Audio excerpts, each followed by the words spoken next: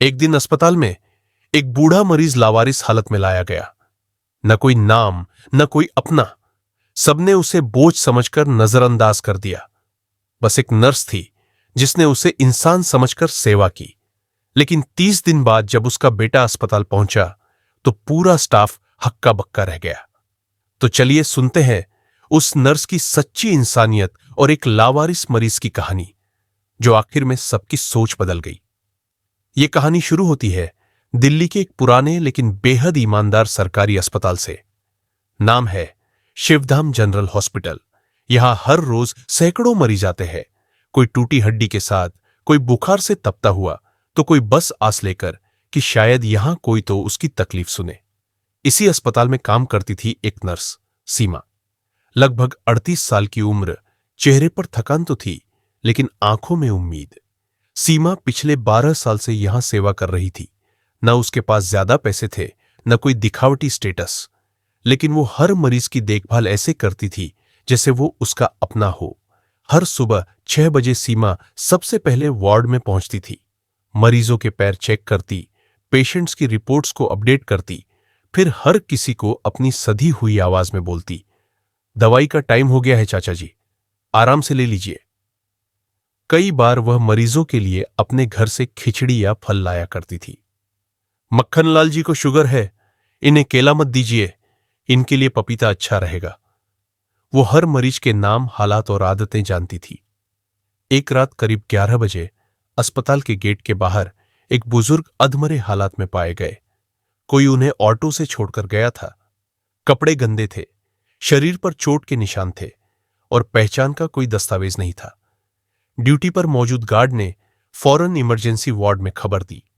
Doctor आनंद फानन में आए और उस बुजुर्ग को आईसीयू में भर्ती किया गया। सीमा उस वक्त नाइट ड्यूटी पर थी। डॉक्टर ने कहा, नाम पता नहीं, केस क्रिटिकल है, लेकिन अगर ठीक हो गया तो शायद कुछ जानकारी मिल सके। सीमा ने बिना कुछ सोचे उनके पास एक कुर्सी लगाई और बोली, बाबा, आप अकेले नहीं हैं। जब तक सांसें चल रही हैं, मैं हूं। 2 दिन बाद जब हालात थोड़े संभले तो उन्हें अस्पताल के लावारिस मरीजों के लिए बने जनरल वार्ड में शिफ्ट कर दिया गया, बेड नंबर 18 पर। कोई उन्हें जानता नहीं था, लेकिन सीमा रोज उनके पास जाती, उन्हें साफ करती, दवाई देती और कभी कभी उनके लिए भजन भी चलाया करती थी। एक दिन बाबा की आंख खुली। सीमा ने उनके माथे पर हाथ रखा और मुस्कुराई, अब आप ठीक हो रहे हैं बाबा, डरिए मत, मैं हूं यहां। बुजुर्ग की आंखों से आंसू निकल आए। बोल नहीं पा रहे थे, लेकिन चेहरे से उनका आभार झलक रहा था। अस्पताल के बाकी स्टाफ के बीच चर्चा होने लगी, कौन है ये लावारिस मरीज? सीमा दीदी क्यों इतना ध्यान दे रही है? सीमा सिर्फ मुस्कुराकर कहती, कभी कभी भगवान खुद को हमारे सामने इस रूप में भेजते हैं। सेवा का मौका हाथ से नहीं जाने देना चाहिए। बाबा अब थोड़ी थोड़ी बातें करने लगे थे। एक दिन सीमा उनके पास बैठी थी, दवाइयां देकर हल्के हाथों से उनके पैरों की मालिश कर रही थी। तभी बाबा ने अचानक पूछा, बेटा, तुम रोज मेरे पास क्यों बैठती हो? सीमा मुस्कुराई, क्योंकि आप मेरे पापा जैसे हैं। और सच कहूं तो जब मैं छोटी थी, मेरे पापा भी ऐसे ही बीमार हुए थे, लेकिन कोई सेवा करने वाला नहीं था। बाबा की आंखों में नमी आ गई। उन्होंने धीरे से सीमा का हाथ पकड़ा, तो तूने मुझे अपना पापा मान लिया? सीमा की आंखें भर आईं। हां बाबा, और जब आप पहली बार मुस्कुराए थे तो मुझे लगा जैसे मेरे पापा दोबारा लौट आए। अगले कुछ दिन दोनों के बीच एक अनकहा रिश्ता बनता गया। बाबा कभी सीमा से पुराने गाने सुनने की फरमाइश करते तो कभी कहते, बेटा, मेरे लिए आज वो वाला नींबू वाला सूप लाना, तू लाती है तो अच्छा लगता है। सीमा भी अब उनके बिना दिन की ड्यूटी अधूरी समझती थी।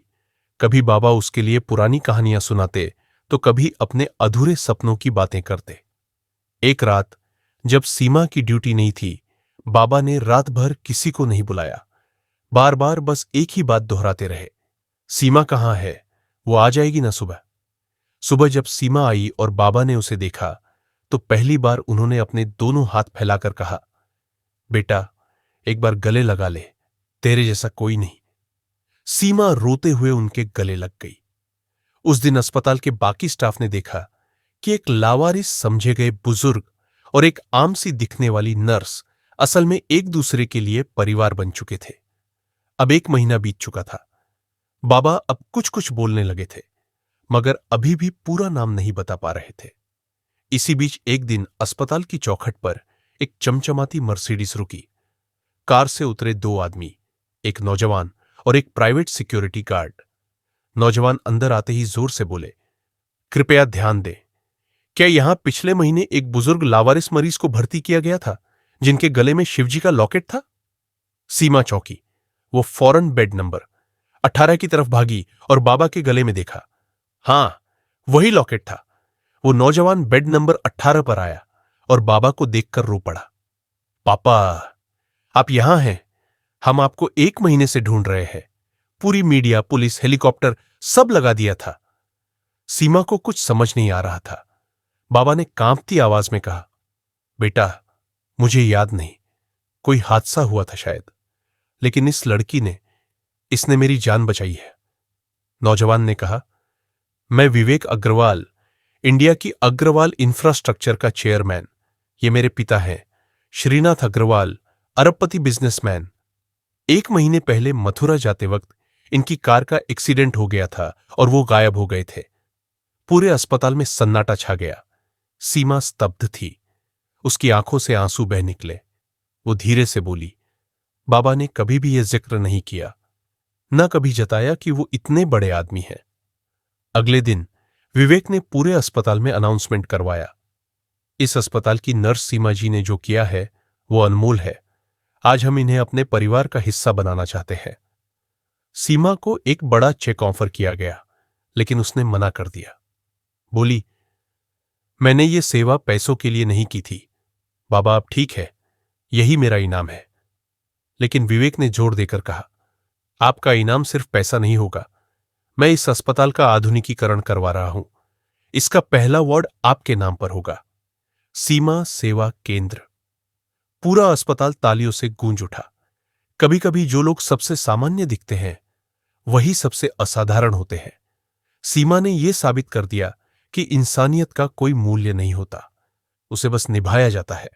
और शायद इसलिए कहते हैं, किसी को कभी उसके कपड़ों या हालात से मत आंको, क्योंकि हर इंसान के अंदर एक कहानी छुपी होती है और कभी कभी वो कहानी पूरी दुनिया को बदल देती है। अगर कहानी पसंद आई हो दोस्तों, तो लाइक जरूर करें और कमेंट में बताएं आपको सबसे भावुक हिस्सा कौन सा लगा। ऐसी ही सच्ची और असरदार कहानियों के लिए चैनल को सब्सक्राइब करें। फिर मिलेंगे एक नई कहानी के साथ। तब तक के लिए धन्यवाद।